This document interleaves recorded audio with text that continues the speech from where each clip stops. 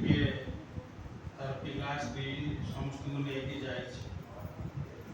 ଆଚାର୍ଯ୍ୟଙ୍କ ପାଖରେ ନିବେଦନ କରୁଛି, ଦାଦା ମୋ ପରିବାରଟା କିଛି ଠିକ୍ ଠାକ୍ ନାହିଁ, ଆମ ଭିତରେ ବହୁତ ଅଶାନ୍ତି। ଆମେମାନେ ଦୀକ୍ଷା ନେଇଛେ ଯେଉଁମାନେ, ସମସ୍ତଙ୍କ ମନରେ ଗୋଟାଏ ଧାରଣା ଥାଏ ସତ୍ସଙ୍ଗ ଆସିଲେ, ଠାକୁରଙ୍କ ଦୀକ୍ଷା ନେଲେ ଜୀବନରେ ପରିବର୍ତ୍ତନ ହେଇଯିବ, ଆମେ ଭଲରେ ରହିବା। ପୂଜ୍ୟ ଆଚାର୍ଯ୍ୟ କହୁଛନ୍ତି, ରାତିରେ ଯେତେବେଳେ ଖାଉଛ ସମସ୍ତେ ଏକାଠି ବସିକିରି ଖାଇବ, ଗପସପ କରିବ, ହାତଟା ଯେତେବେଳେ ଶୁଖିଯିବା ପର୍ଯ୍ୟନ୍ତ ବସି ଗପସପ କରିବ। ତାପରେ ଗୋଟେ କଥା ଯେ ମନେ ମନେ ବେଳେବେଳେ ଡାଉଟ୍ ଆସେ, ଆମେ ଡାକ୍ତରକୁ ଗୋଟେ କଥା ପଚାରୁଛେ, ତାର ପ୍ରେସ୍କ୍ରିପସନଟା ମନେ ହୁଏ ସେଟା ବୋଧେ ଆଉ ଗୋଟେ ଭୁଲରେ କ'ଣ ଦେଇ ଦେଇଛନ୍ତି ନା। ଆମେ ଦୀକ୍ଷା ନେବା ପୂର୍ବର ଅବସ୍ଥା ଆମେ ଚିନ୍ତା କରିବା। ଜଣେ ମଦୁଆ ହୁଏ, ଚରିତ୍ରହୀନ ହେଇପାରେ, ଯାହା ବି କିଛି ହଉ ନା କାହିଁ, କିନ୍ତୁ ତା ମନରେ ତାକୁ ଯେତେବେଳେ ଜଣେ ଯାଜନ କରିଥାଏ, କହ ଆ ଭଲରେ ରହିବୁ, ତୋ ପାରିବାରିକ ଜୀବନ ଶାନ୍ତି ହେବ, ବ୍ୟକ୍ତିଗତ ଜୀବନ ଭଲ ହେବ। ଯାହା ହଉ ସେ ଏମିତି କିଛି ଶୁଣିକିରି ଦୀକ୍ଷା ଦିଏ, କିଛି ଦିନ ଗଡ଼ିଯାଏ, କିନ୍ତୁ ସେ ଅନୁଭବ କରେ ମୋର ତ କାହିଁ କିଛି ପରିବର୍ତ୍ତନ ହଉନି। ତେବେ ସେଇଠି କାରଣଟା କ'ଣ? ଗୋଟେ ଜିନିଷ ହଉଛି ଯେ ମୁଁ ଦୀକ୍ଷା ନେବା ପୂର୍ବରୁ ଯେ ମୋର ଚଳନୀ ଚରିତ୍ର ଯାହା କିଛି ଥିଲା, ମୁଁ ସେଇଥିରେ ଅଭିଭୂତ ହେଇକି ରହୁଥିଲି, ଯୋଉଟାକି ଆମେ କହୁଛେ ଇଂଲିଶରେ ଅବେସନ, ଯୋଉ ଜିନିଷଟା। ଯେମିତି ଗୋଟେ ମାଠିଆ ଭିତରେ, ମାଠିଆରେ 4ଟା କଣା ଅଛି, ତା ଦ୍ୱାରା ପାଣି ପୁରଉଛି, ପାଣିଟା ବାହାରି ଯାଉଛି। ସେମିତି ଆମ ଜୀବନରେ କାମ, କ୍ରୋଧ, ଲୋଭ, ମୋହ, ପ୍ରବୃତ୍ତି ଭିତରେ ଆମେ ବୁଡ଼ି ରହିଛେ। ଆମ ଜୀବନରେ ସେଇଟା ହଉଛି ଯେମିତି ଆମର ସବୁ କିଛି ସୁଖ ଶାନ୍ତି ତାରି ଦେଇକି ଡ୍ରେନେଜ ହେଇଯାଉଛି।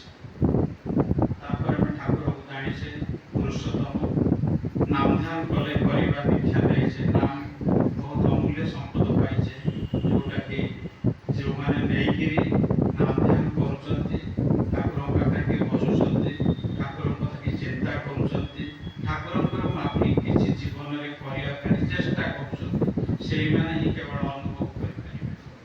ସେଇ ନାମ ଧ୍ୟାନ କରିବା ଭିତର ଦେଇକିରି ମଣିଷର ଯୋଉ ଏଇ ଯୋଉ ଲିକେଜ ପଏଣ୍ଟ ସବୁ ଧୀରେ ଧୀରେ ବନ୍ଦ ହୁଏ।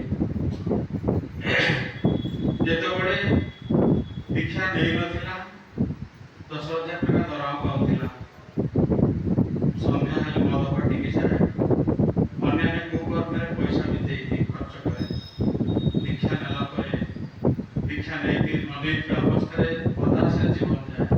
ଯେତେବେଳେ ଦୀକ୍ଷା ନେଉଛି, ଠାକୁରଙ୍କ ଭାବରେ ପ୍ରଭାବିତ ହେଉଛି, ସେଇ ଯେଉଁ ଜିନିଷ ଗୁଡ଼ିକ ଯଦି ନିଜ ଚେଷ୍ଟା ରହେ, ଠାକୁରଙ୍କୁ ଭଲ ପାଇବା ରହେ, ମୋ ଠାକୁର ବୋଲିକିରି ତାର ଉପରେ ଆତ୍ମୀୟତା ଭାବ ଆସେ, ତେବେ ଯାଇକି ମଣିଷ ଠାକୁରଙ୍କ କଥା କିଛି କରିବା ପାଇଁ କି ନିଜର ମନ ଭିତରେ ଟିକେ ଉତ୍ସାହ ହିଁ ଲାଗି ପଡ଼େ। ସେ ଲାଗି ପଡ଼ିବା ଭିତରେ କ'ଣ ହୁଏ? ଠାକୁରଙ୍କର କିଛି ମାନେ ଲାଭ ହେଇଯିବ ନା, ମୋର ହିଁ ଲାଭ ହେବ। ଯେତେବେଳେ ସେଗୁଡ଼ିକ କରିଚାଲିବି, ଧୀରେ ଧୀରେ ଧୀରେ ଧୀରେ ଯୋଉ 10,000 ଟଙ୍କାରେ ଲୋନ୍ ପାଇକିରି ମୋ ଜୀବନଟା, ମୋ ପରିବାରଟା ଅଶାନ୍ତି ଭିତରେ ବୁଡ଼ି ରହୁଥିଲା, ସେ 10,000 ଟଙ୍କାରେ ମୋ ପାରିବାରିକ ଜୀବନଟା ଶାନ୍ତିମୟ ହେଇଯିବ। ଯେତେବେଳେ ପୂଜ୍ୟ ସେ ପରିବାରଟି ଯାଇଛି ପୂଜ୍ୟପାଦ ଆଚାର୍ଯ୍ୟଙ୍କ ପାଖକୁ, ଆଚାର୍ଯ୍ୟ କହୁଛନ୍ତି ଯେ ତମେ ସବୁବେଳେ ସନ୍ଧ୍ୟାରେ ସେ ଖାଇଲା ବେଳେ ରାତିରେ ଏକାଠି ବସିକିରି ଖାଇବ। କାରଣ ଆଜିକାଲି ପରିବାରର, ଆମମାନଙ୍କର ଯୋଉ ପରିବାର, ସ୍ୱାମୀ ସ୍ତ୍ରୀ, 2ଟା ଛୁଆ, ହୁଏତ ବୁଢ଼ା ବାପଟା ବଞ୍ଚିଥିଲେ ଥାଇପାରେ, ନଥାଇପାରେ। এই 4-5 ଜଣ ପରିବାର ଭିତରେ ଆମେ ଦେଖୁଛେ ଆମର ସମସ୍ତଙ୍କର ଜୀବନର ଦିଗ ସବୁ ଅଲଗା। ଆମେ କେବଳ ବାପ ପୁଅର 30 ଦିନରେ ଥରେ କେବେ ଭେଟ ହୁଏନି। ବାପ ଯେତେବେଳେ ଯାଏ ଅଫିସ, ପୁଅ ସେତେବେଳେ ତ ଶୋଇଥାଏ। ବାପ ଯେତେବେଳେ ଅଫିସରୁ ଫେରେ, ପୁଅର ଆସିବା ଟାଇମ ହେଇନଥାଏ। ଏମିତି ହତାଶ ଭିତରେ, এই হতাশ ଜଣ ଜୀବନ ଭିତରେ ଆମ ଜୀବନଟା ଚାଲିଛି। କିନ୍ତୁ ଯେତେବେଳେ नाइट राति आम डिनर करवा बसिक खाइबा आम भितर आदान प्रदान हम आम भितर माने भाव आदान प्रदान चलो बाप पुओ को बुझ पुओ झी को बुझ स्वामी स्त्री के बुझ आज भितर आम जीवन जो बंधन टे बांधि जड़े चाहिए अन्य मंगल पाई जो कथा सत्यानुसरण कहते अन्यर मंगल कामना ही निज मंगल प्रसूत आपन के चिंता करचंती दीक्षा नेला परे अन्य किसी मंगल करिया पाई जदि न चाहि थांते आपन के भेले तार स्वाद पाई पारे ये जिनसटा होइसे जा हो समय सीमित आज पूज्य आचार्य देवंकर जो 58तम जन्म दिवस ये दिवस समस्त को भाई माँ समस्त को एकांत अनुरोध आंकर जो आशीर्वाद आज बीपीवार दीक्षापत्र कार्यक्रम जो माने दीक्षापत्र कार्यक्रम के इनवॉल्व होउथिबे